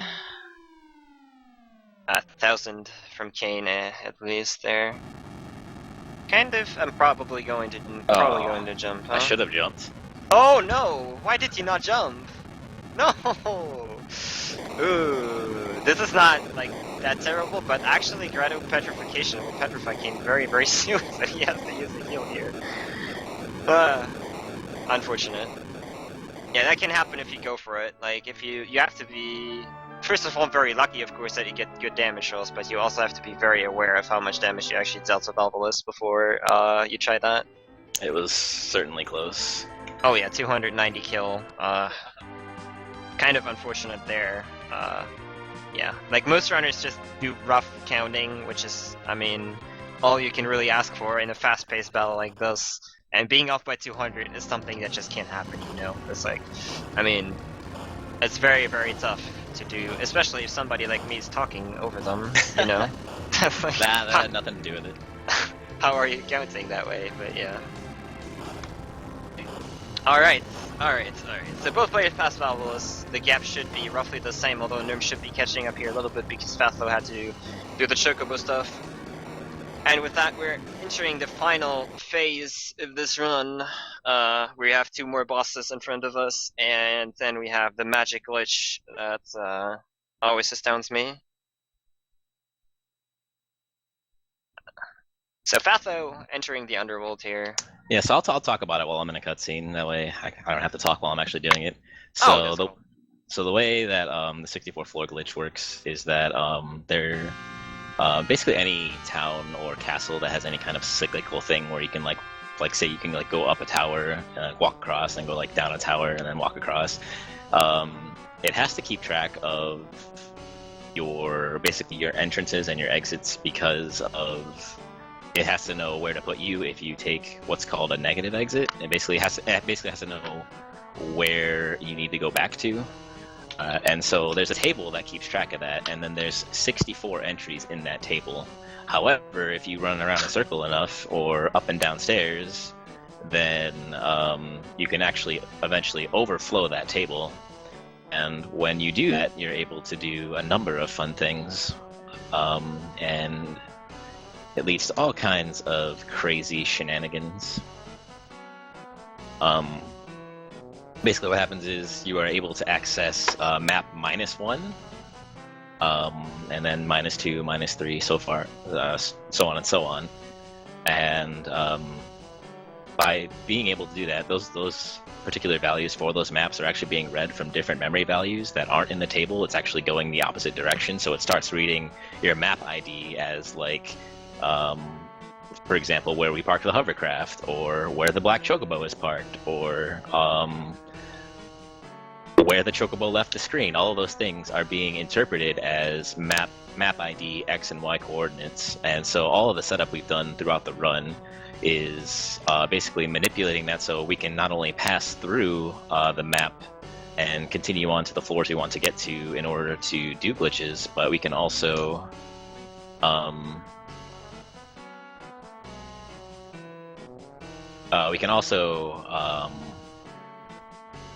basically completely break the game and do all kinds of stuff. Yeah, so what used to be happening here is they would activate the glitch and then just, you know, basically bust through it, more or less. There were 3 rooms that they had to get through in order to reach, well, first of all, in order to glitch out somebody's magic, and then, you know, go beat the final boss, quote-unquote beat the final boss. But it used to be routed so that you had to go to, I believe, 3 rooms that could potentially bacon you. Through science and everything, the current setup, we actually make the game read our inventory, and with certain stacks of items in certain places, and you know, that's why they bought all these cure rods, the cloths, and did all of that kind of stuff. They can get into a room where there's tiles that basically warp you to specific locations that are going to be related to your inventory if you have it correctly organized. So what they're going to do in there is, once they get in there, they will be able to freely, well, quote-unquote freely, travel through the game, more or less, at their will. Well, they only got the items that they need to complete the game, obviously, but you can basically access anything through that room if you have the right corresponding item. But for now, we play the game normally a little bit, Fatho going into dolls, while Neerrm is doing the walking here. Just doing the walk now. The red dolls here have 300 HP, the blue dolls have 1000.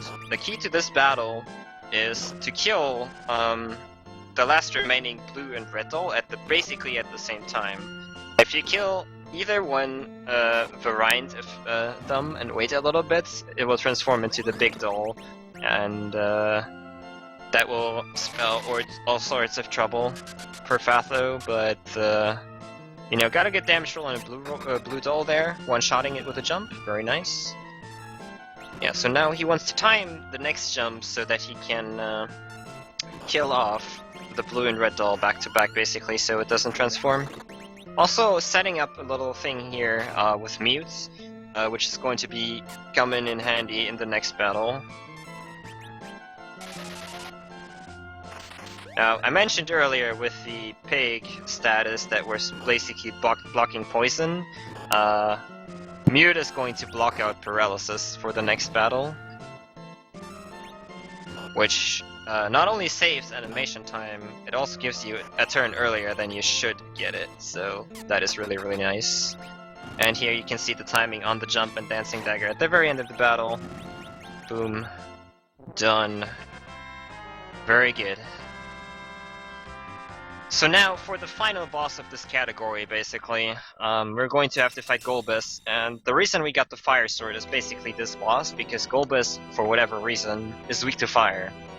And Golbez has 3000 HP, and the battle is going to start as a scripted battle, so you're going to have to watch this battle a little bit. As I mentioned earlier, the characters are not going to get paralyzed here. Also, very important to hit this can't run here with Kain, so you get the jump off before the cutscenes start. That will leave Kain alive and dealing damage.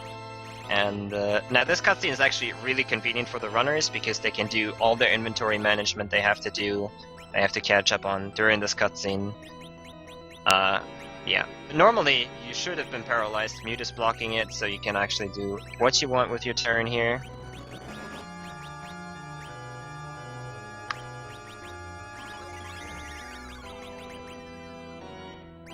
And eventually, at the end of the cutscene, the Shadow Dragon will start to demolish your party.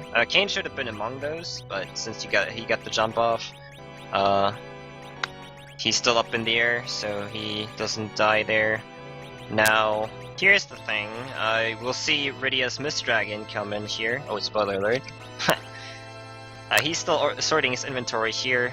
You have the correct stuff everywhere, double checking for Marathon Run, but eventually, as you can see, Rydia's Mist Dragon will come in here, and this damage already counts. This is not part of the cutscene, so 950 is a very good damage roll for Golbez. Boom. Another 2-shot. But, you know, that's how easy Golbez is. 3 hits, easy. You can kill him in 2 hits, but it requires a good damage roll from Kain. And that way, Rydia never enters the battle, you don't get extra dialogue, and so on and so forth, saving a whole bunch of time, all because of the Fire Sword, basically. It's really, really nice. In the meantime, Neerrm already at Dolls. Wow. Catching up, catching up. Playing the catch-up game.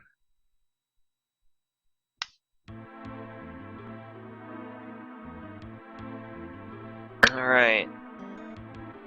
Let's see here. I didn't actually catch the damage numbers on the Dolls, so I hope he's good on that. Also muting the party right there. Okay, good. You were making me nervous more often. I made myself nervous. That's for sure. Okay.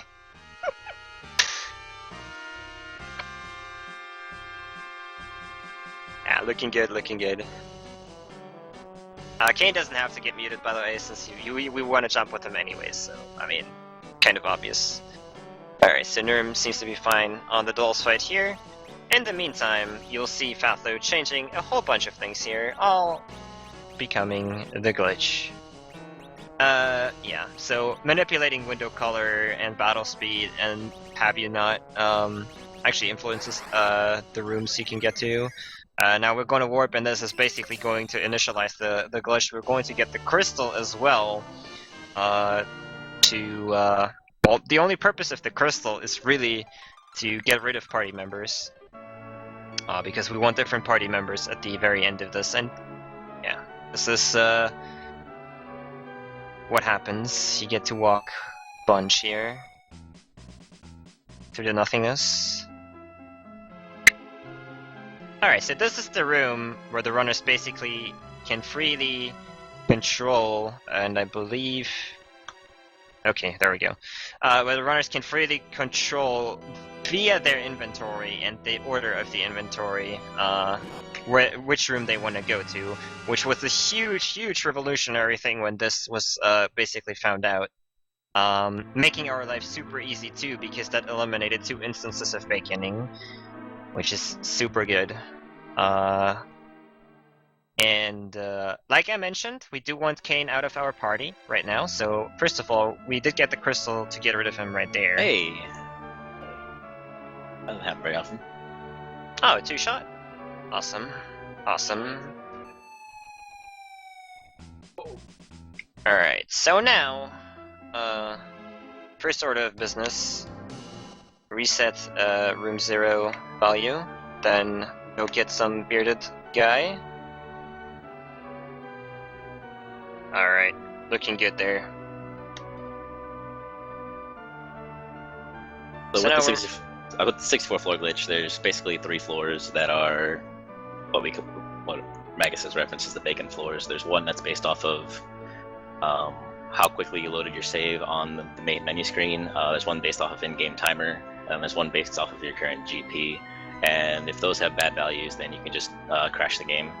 And so I have it set up to where I'm going to be safety saving before I hit those rooms, and that way, if I do crash, I have some way to fix it.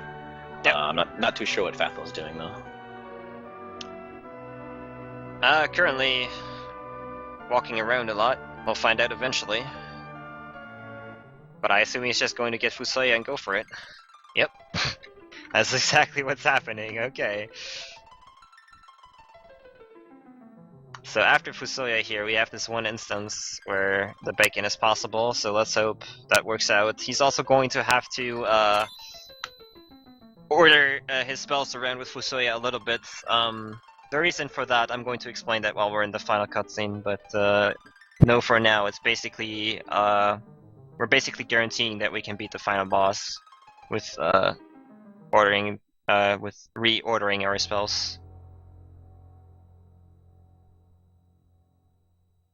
So Neerrm is entering the glitch now in the room here. Getting rid of Kain. Nobody wanted him anyways.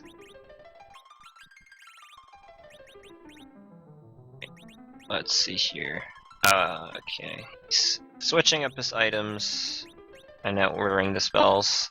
This is very important because we're going to go through more rooms right now, basically to create a new spell, more or less, but more on that later. Just double checking his spell order, but what we're going to do, we're going to walk through a bunch of rooms, basically, which are the game's, magic values, and we're basically going to modify the first spell in our white magic inventory to something called Upco. It looks like Fatlo actually has a setup to where he's going to be warping to a room that has a save point. Nice. Yeah, that's what he's doing. Okay. Not that I was worried or anything. Yeah, he's first of all going to save, then we're going to get Upco. Hello? And what Upco is, basically, so, you're manipulating the game, or the magic voice, basically, to get that spell by walking through all these rooms, and what that spell does, it's not actually a spell you could get anywhere on your characters. It's actually a spell a monster has, more specifically the grenade on the moon. If you remember, if you cast lightning on those grenades, they will just, do an ability called reaction. And, I mean, for those who have never seen this run, I'll not tell you what reaction does, but that is what is going to happen. Let's leave the suspense a little bit for people who might have not seen this. I mean, at this point, probably everybody should have seen a run of this once or twice, but, you know.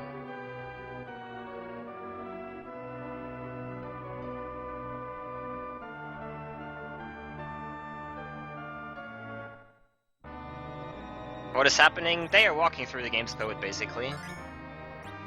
Alright, you hear the Git music? I don't know if you're actually on Pathless audio, but he was in the safe room right there. That is normally not in a normal attempt. You would never see that room because he would just go for it. But for the bad warp, that is the one instance where he can then didn't get the right coordinates for the Zeromus room there.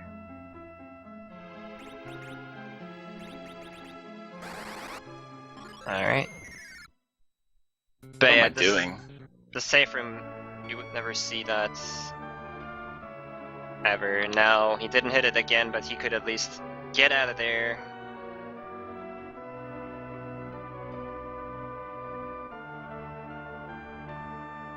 And now, going back to the room, the Black Choco room, he does have his inventory arranged so that, we didn't get Upco, or gotta get Upco first as well. Kind of losing track here. And then we're going to go to Zeromus. Alright, I got it in order. There we go. Walked a little bit through game's codes. Alright, I made it. Yeah. Sorry, I was off my headset there for a while, just focusing on that stuff, because I haven't done the safe route to the save point before. So, wanted to make sure I didn't mess that up. Yeah.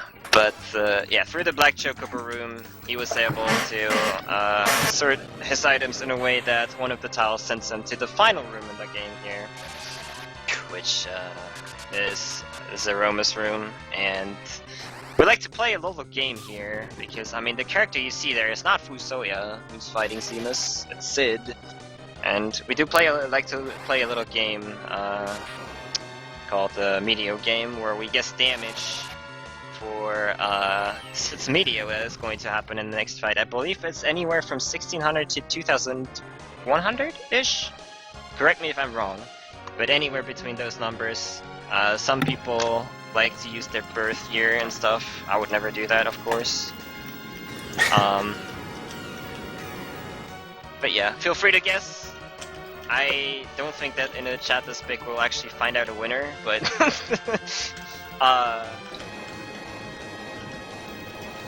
so many numbers.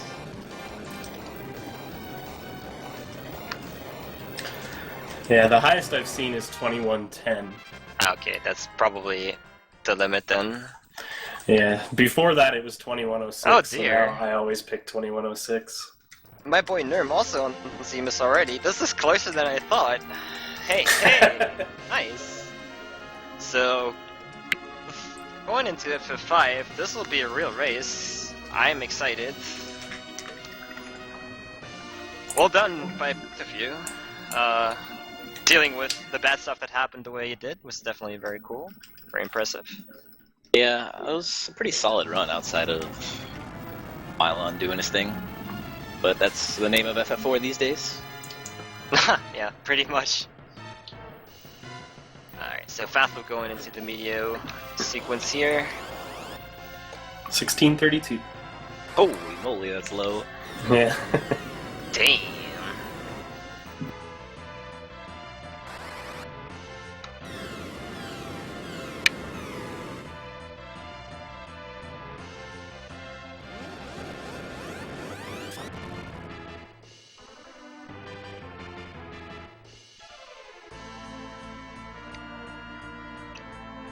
So, who had 1632? Let's see here, let's scroll up. Nobody? God damn it.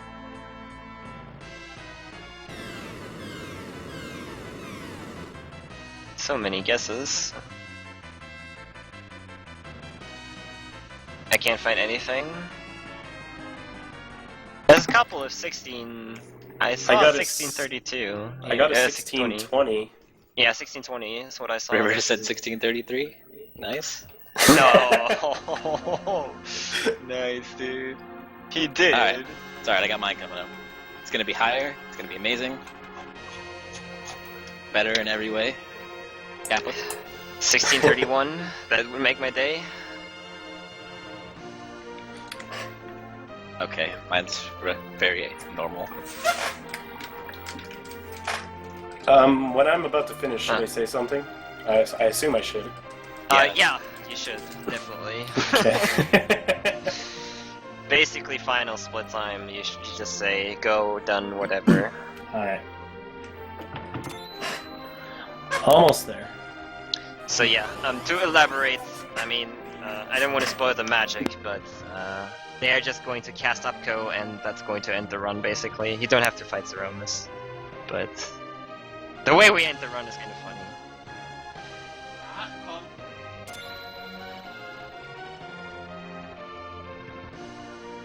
Yeah, so mine was 1896. Good year.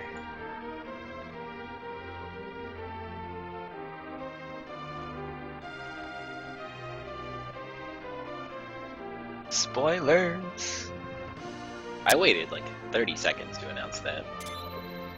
I think they meant me, because I said this, and we're not going because I said we're not going to fight Zeromus. Oh, I see. Man, we fight him real hard. I guess. How cool would it be if you would actually fight Zeromus now? But yeah. Just gotta route it out. Just watch the magic happen.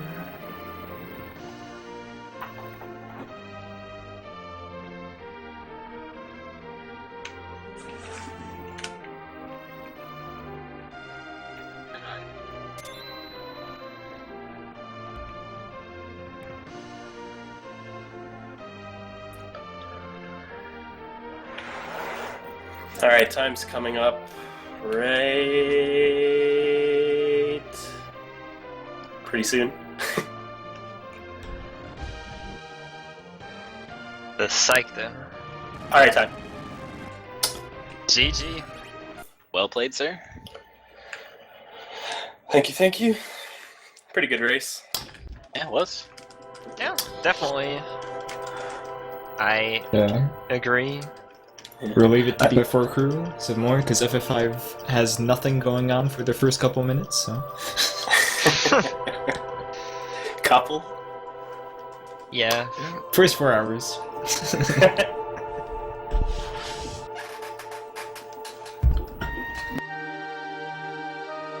GG, Faflo. Neerrm is going to be really close behind, though.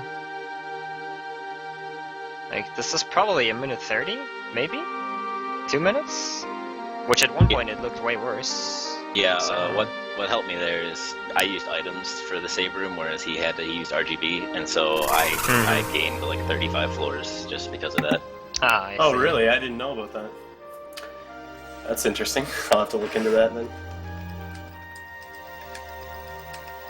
Time is Also, coming up for me. collecting 4 chocobos probably didn't help. I'm sure. And time. Alright, GG.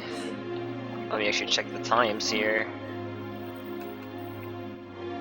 Well done to both the runners, of course. We're looking at a 2:02 from Neerrm, and Faflo had... I can't actually tell because it's already advanced. Damn it. Oh well. Neerrm got a 202? Roughly. That's what I'm what I'm seeing. My timer's at 2:03:30. Alright, that makes sense. GG guys! Yeah, well done. Thank you for having me on commentary and enduring my endless speeches.